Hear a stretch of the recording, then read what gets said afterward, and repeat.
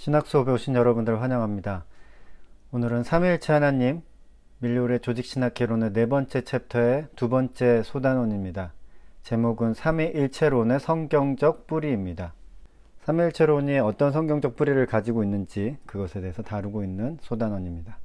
소단원의 제목이 그렇기 때문에 삼위일체론의 근거가 되는 성경 구절을 막 열거할 것 같죠. 근데 그렇진 않고요. 마태복음 28장 19절 언급하긴 합니다. 이것도 이제 성경이 인용되어 있진 않고 제가 찾아봤는데, 그러므로 너희는 가서 모든 민족을 제자로 삼아 아버지, 아들과 성령의 이름으로 침례를 베풀고, 성부와 성자와 성령이 다 나와 있죠.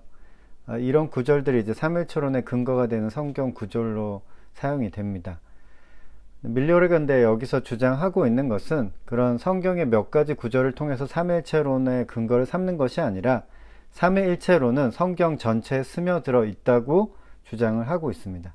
하지만 삼위일체라는 단어는 성경에 없어요. 이것 때문에 사실 삼위일체론이 성경적이지 않다라고 주장하는 사람들이 꽤 많이 있습니다. 하지만 삼위일체론 혹은 삼위일체는 하나님에 대한 교회의 이해로서 성경 전체를 다 아우를 수 있는 그런 하나님에 대한 이해입니다. 유일신 하나님 대 삼위일체 하나님. 구약에는 유일신 하나님에 대한 표현이 많습니다. 유일하신 참 하나님에 대한 표현이 많죠. 유대인들은 예수 그리스도를 신으로 믿지 않습니다. 그래서 삼위일체라는 교리가 필요하지도 않아요. 그냥 하나님은 한 분이신 거지 또 다르게 설명을 할 필요가 없습니다. 그러나 이제 그리스도인들에게는 다르죠. 하나님도 하나님이시고 예수 그리스도도 하나님이시고 성령도 하나님이시기 때문에 그 세 분을 동일한 하나님으로 표현을 할 방법을 찾아야 했습니다. 그래서 이제 삼위일체 하나님이 나오게 된 거죠. 인용한 부분을 읽어보겠습니다. 유일신에 대한 이러한 강조에도 불구하고 신약은 동시에 한 분 하나님의 실제가 예수 그리스도와 그의 새롭게 하는 성령 안에서 드러나며, 이 성자와 성령의 나타남은 세상을 향한 하나님의 사랑과 분리될 수 없음을 증언한다. 구약만 가지고 있으면 사실 삼위일체를 언급할 필요가 없어요. 하지만 이제 신약에서 예수 그리스도를 통한 하나님의 사랑, 그리고 성령을 통한 교회의 세워짐, 이런 것들을 언급하면서 삼위일체 하나님을 말해야 할 이유가 생기는 거죠.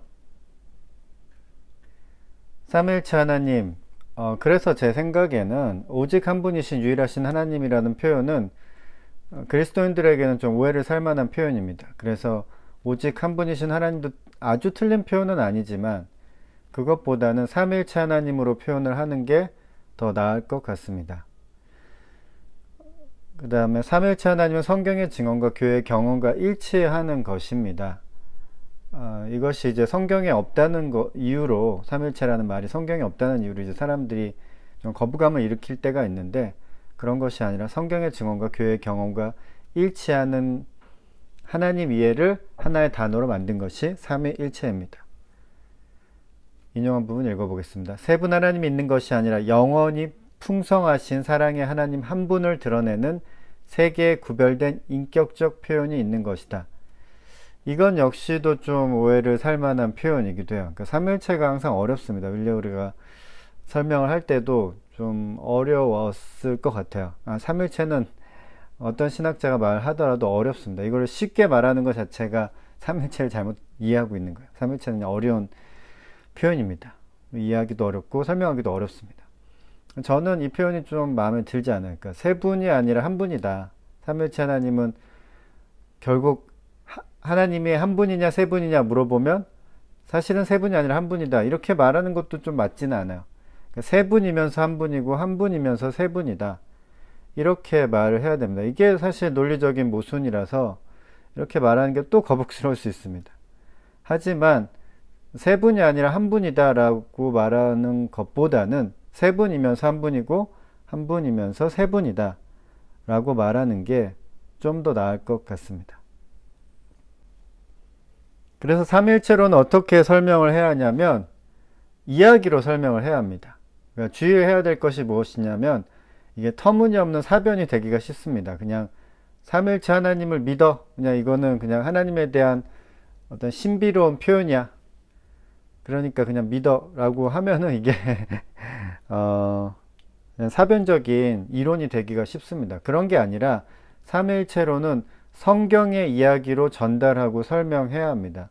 그래서 삼위일체론을 설명하려면은 항상 길게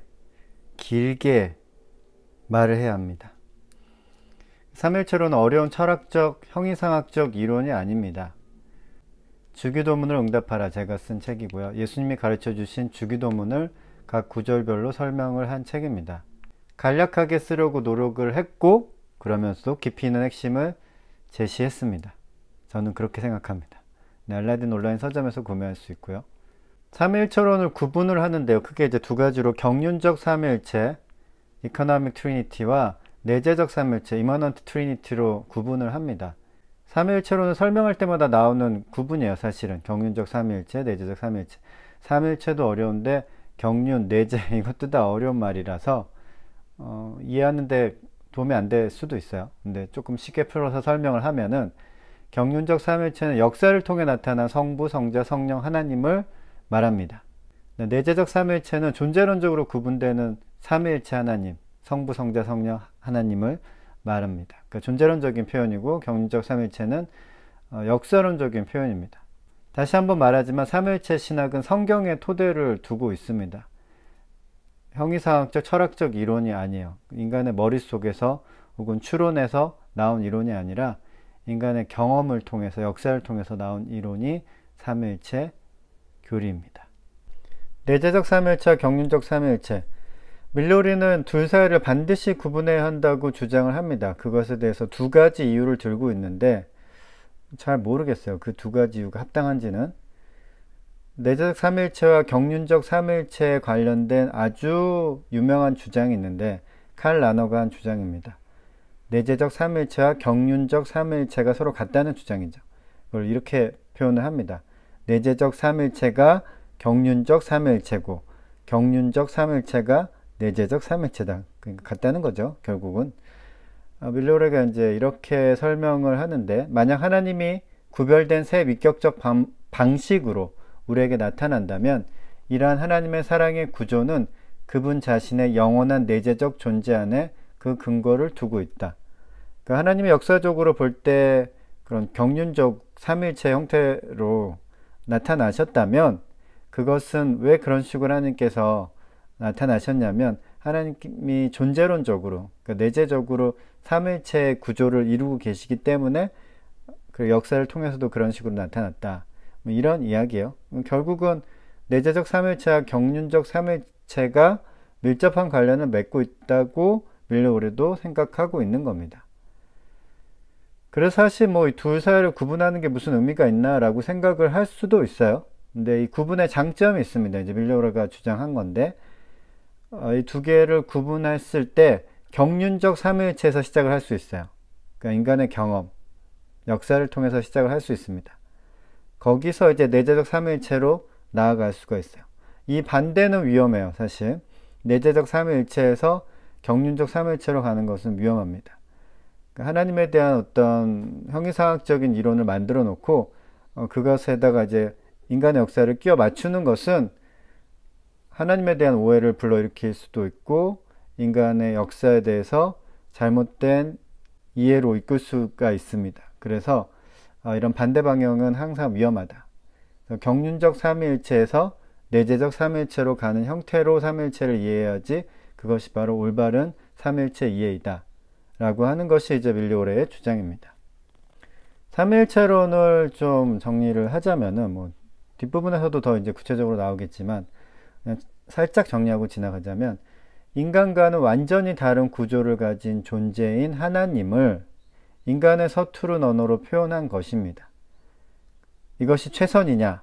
아직까지는 이게 최선이에요. 더 나은 단어를 발견하지 못했습니다. 그래서 이거 굉장히 서투른 표현임에도 불구하고 이 단어를 계속 사용을 하고 있는 것이죠. 그리고 세상에 하나님처럼 삼일체적인 구조를 가진 존재가 세상에 있느냐? 없습니다. 인간이 아는 바로는 없어요.